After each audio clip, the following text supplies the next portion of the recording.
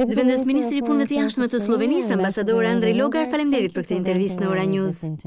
Është kënaqësia ime të jem në Tiranë. Nuk është hera e parë. Kam qenë këtu 25 vjet më parë dhe sinqerisht ka ndryshuar shumë. Kam një përshtypje të mirë për këtë vend, që jo vetëm është i bukur, me njerëz të mirë, por dhe një vend me prosperitet. Dhe shpresojmë që së shpejti Shqipëria të bëhet anëtare e Bashkimit Europian dhe të bashkohet në familjen e kombeve europiane.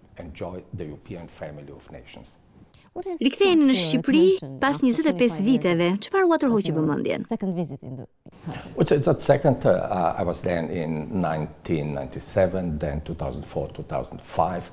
You see tremendous progress. Këtu mund të shohësh një progres të jashtëzakonshëm. Kudo ku shkon shikon njerëz të lumtur, njerëz që kanë dëshirë të bëjnë diçka në këtë vend dhe veçanërisht sheh shumë të rinj. Shqipëria është një nga vendet me moshën më të re në kontinentin evropian. Progresi shihet kudo. Fatkeqësisht nuk do të udhëtoj jashtë Tiranës. Mendoj se është Tirana dhe Shqipëria tjetër. Kështu që herën tjetër do të shfrytëzoj mundësinë të shoh pjesën tjetër të vendit. I guess that there's Tirana and then there's other Albania. So maybe next time I'll take some time and go around and see also the second part of the country. Cila është arsyeja e vizitës suaj këtë herë? Well, the purpose was, to maintain regular political dialogue with our colleagues. Qëllimi ishte të mbajmë një dialog të rregullt politik me të gjithë kolegët, me qeverinë e Shqipërisë. U takova me ministrin Bushati dhe Zëvendës Ministrin e Jashtëm. Gjithashtu takova disa njerëz nga shoqëria civile, nga parlamenti, pra për të mbajtur një dialog të gjallë, për të njohur njëri tjetrin më mirë dhe gjithashtu për të lehtësuar procesin e integrimit të Shqipërisë në Bashkimin Europian. And the process of Albania's enlargement into the European Union. Në Shqipëri jemi në një fazë interesante. Në javët, muajt në vijim presim rekomandimin për të hapur negociatat me Bashkimin Europian. Cili është qëndrimi i Sllovenisë për këtë çështje? Well, our position is very clear, of course. We followed very closely the visit of President of the European Commission, Mr. Juncker, in Tirana. Pozicioni ynë është shumë i qartë. Ne ndoqëm nga afër vizitën e presidentit të Komisionit Europian Juncker në Tiranë. Nuk jemi plotësisht të kënaqur me strategjinë europiane për zgjerimin. Ne besojmë se strategjia duhet të jetë më konkrete me afate kohore, më shumë e detajuar. Sidoqoftë, ne presim një raport progresi pozitiv në muajin prill dhe presim që Shqipërisë t'i jepet një datë për fillimin e negociatave për antarësimin në Bashkimin Europian. Presim që rekomandimi të jetë në gjysmën e parë të këtij viti. Ky është pozicioni ynë dhe ky është pozicioni që po mbrojmë gjithashtu në Bruksel. Let's say in the first half of this year. That's our position and that's the position we are also advocating in Brussels as well. But are you satisfied with A jeni të kënaqur me kushtet që ka plotësuar Shqipëria deri tani? A duhet bënte më shumë? Should it be something more done? No, you never know what you need to do to be even better. Asnjëherë nuk e di se çfarë është e nevojshme të bësh për të qenë më mirë. Por unë besoj se Shqipëria është në rrugë të mbarë për 5 prioritetet kyçe. Ka bërë progres domethënës. Doja vetëm të përmendja reformën në administratën publike, në gjyqësor, sundimin e ligjit dhe respektimin e të drejtave të njerëzit. Fatkeqësisht nuk shohim të njëjtin nivel ambicie në luftën kundër korrupsionit dhe krimit të organizuar, të cilat janë 2 pika kryesore për Bashkimin Europian. Vendet anëtare besojnë se qeveria duhet të bëjë më shumë në këtë aspekt, në mënyrë që të parandalohet shtrirja e krimit të organizuar në Bashkimin Europian. Është një çështje shumë delikate për qeverinë dhe do të këshilloja qeverinë të bënte diçka për të arritur disa rezultate të prekshme. I would advise government to do it utmost, to achieve some tangible results. What the government has said. Me siguri qeveria ju ka thënë atë që ka përmbushur deri tani për sa i takon luftës kundër korrupsionit, por a janë këto të dhëna të kënaqshme për ju? A kanë zyrtarët në një justifikim për çfarë duhet ishte bërë më mirë? Not really, not really. What my message was. Jo, për të thënë të vërtetën, por mesazhi im është që nuk ka vend për justifikime. Ka gjithmonë hapësirë për të bërë më shumë dhe sinqerisht, qeveria duhet të bëjë më shumë në luftën kundër korrupsionit dhe krimit të organizuar veçanërisht. A mendoni se do të jetë një problem, një pengesë për hapjen e negociatave me Bashkimin Europian derisa qeveria të tregojë rezultate të qarta në luftën kundër korrupsionit, siç thoni ju? I think not for the time being, but we are following very closely the events in Albania. Mendoj që jo, tani për tani. Ne po ndjekim nga afër zhvillimet në Shqipëri dhe sigurisht që nëse nuk ka rezultate të prekshme, mund të shkaktojë disa probleme, veçanërisht për sa i përket rekomandimit për nisjen e negociatave. Ka dhe një problem tjetër. Ka një numër të madh të azilkërkuesve në çdo vend të Europës. Mendoj se është një fushë tjetër ku qeveria duhet të punojë më shumë. I think there's another area where the government should do more. Ju përmendet strategjinë që u publikua u prezantua nga Juncker në të gjithë rajonin e Ballkanit. Çfarë duhet bëjnë vendet e Ballkanit pas prezantimit të kësaj strategjie?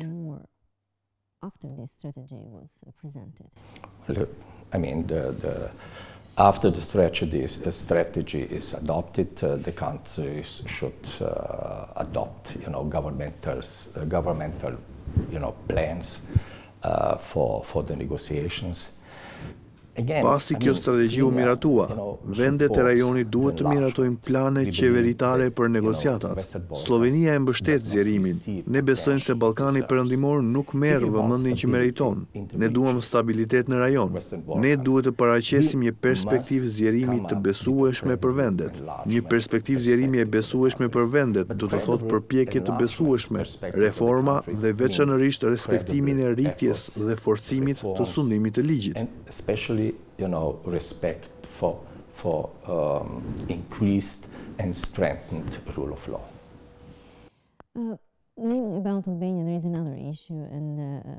Për sa i përket Shqipërisë, ka një çështje tjetër, siç janë negociatat që vazhdojnë me Greqinë për të arritur një marrëveshje mbi diskutimet që kemi mes dy vendeve. Slovenia ka një eksperiencë me negociatat me një tjetër vend fëmijë të saj, me Kroacinë, dhe problemi juaj është i famshëm, gjiri i Piranit, prej 25 vitesh nuk ka mundur të gjejë një zgjidhje.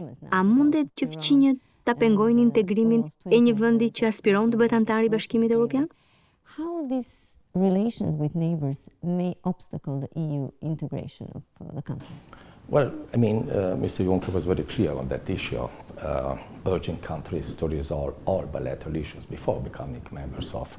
Presidenti Juncker ishte shumë i qartë për këtë çështje, për nxitjen e vendeve që të zgjidhnin të gjitha çështjet dypalçe përpara se të bëheshin antarë të Bashkimit Europian, dhe ne e mbështesim këtë.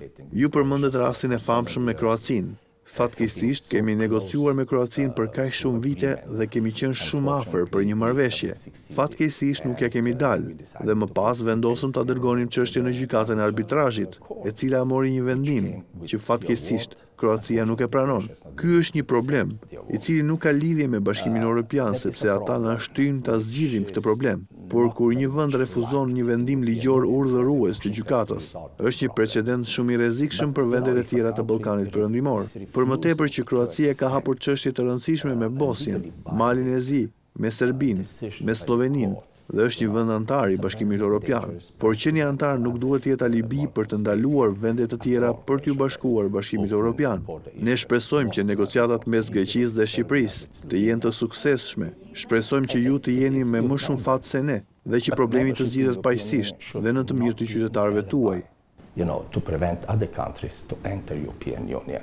So we hope that negotiations between Greece and Albania will be successful, that you will be much luckier than we are, and that you will resolve the problem peacefully and in the benefit of your citizens. Is it really possible for a country? A është e mundur që një vend që është antar i BE-s të bllokojë integrimin e një vendi tjetër? Ju keni qenë në një pozicion të tillë, keni bërë me Kroacinë? You have been in the position. Have you used that? No, we haven't used the mechanism. Jo, nuk e kemi përdorur këtë mekanizëm që nuk ekziston formalisht në Bashkimin Europian. Sigurisht, politikisht mund të bllokosh, mund të vonosh, por nuk është rruga më e mirë e bashkëpunimit në Ballkanin Perëndimor. Ne do të donim të shihnim që të gjitha marrëdhëniet dypalçe të jenë të dakordsuara, dhe nëse kjo nuk është e mundur, atëherë lërja në institucioneve ndërkombëtare të cilat mund të arrijnë rezultate.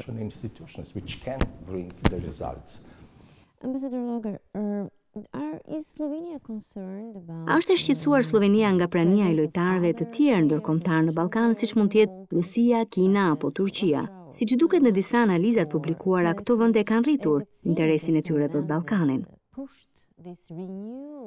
interest of the EU on the Balkan countries? Well, I'll be very honest with you. You know, Western Balkans was... Dua të jemi sinqert. Ballkani Perëndimor ka qenë jashtë vëmendjes për shumë vite dhe sigurisht që nëse nuk je, atëherë vendet të tjera mund të ndryjnë. Unë nuk jam veçanërisht i shqetësuar nga aktorë të tjerë, por është imperative për Bashkimin Europian për t'u angazhuar me më shumë agresivitet në Ballkanin Perëndimor, duke përfshirë dhe Shtetet e Bashkuara, në mënyrë për të parandaluar aktorë të tjerë për të vendosur pozicionet të tyre në Ballkanin Perëndimor.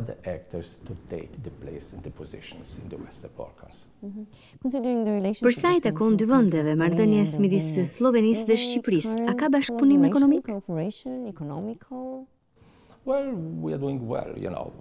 Ne po ja dalim mirë, por e rëndësishme është që të përkthejmë marrëdhëniet e mira politike në marrëdhënie të mira ekonomike.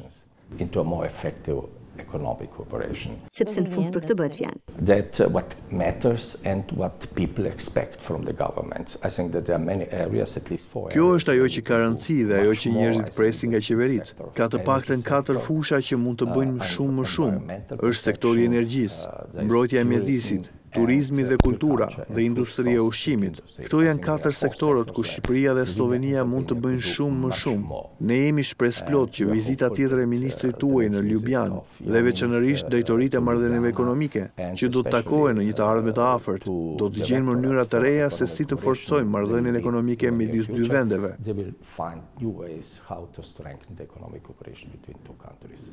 Pra, klima e biznesit në Shqipëri duket mirë për standardet slovene? Okay, by Slovenian standards? Well, definitely. Patjetër, më lejoni të shtoj se Sllovenia njihet në Shqipëri si vend donator. Shqipëria së bashku me Malinezi janë ndër vendet e synuara në bashkëpunimin tonë të zhvillimit. Nga viti 2010 deri në vitin 2016, Sllovenia alokoi më shumë se $2 milion për projekte të ndryshme, jo vetëm në Tiranë, por edhe jashtë saj. And they were fully implemented. You're satisfied? Ato u zbatuan plotësisht dhe njerëzit me sa duket janë të kënaqur. A final question regarding on the negotiations. Dhe një pyetje të fundit përse takon negociatave. Gjatë konferencës për shtyp të kryeministit shqiptar me komisionerin Juncker, zoti Rama përmendi se ka disa vende anëtare të Bashkimit Europian që janë të shqetësuar dhe kërkojnë më shumë informacion për Shqipërinë dhe progresin që është bërë në disa fusha përfshi këtu dhe azil kërkuesit. Mendoni ju se kjo dinamik brenda vendeve të Bashkimit Europian mund ta frenojë hapjen e negociatave këtë vit? Do you think this dynamic among EU countries may stop or may not make it happen that the negotiations will start this year? Well, this dynamic will continue. There are two groups. Mendoj që kjo dinamik do të vazhdojë. Ka 2 grupe vendesh në Bashkimin Europian, njëra që mbështet dhe lehtëson procesin e zgjerimit, pjesë të cilit është edhe Sllovenia, dhe ato vende hezituese që mendojnë që Shqipëria dhe vendet e tjera duhet të bëjnë më shumë.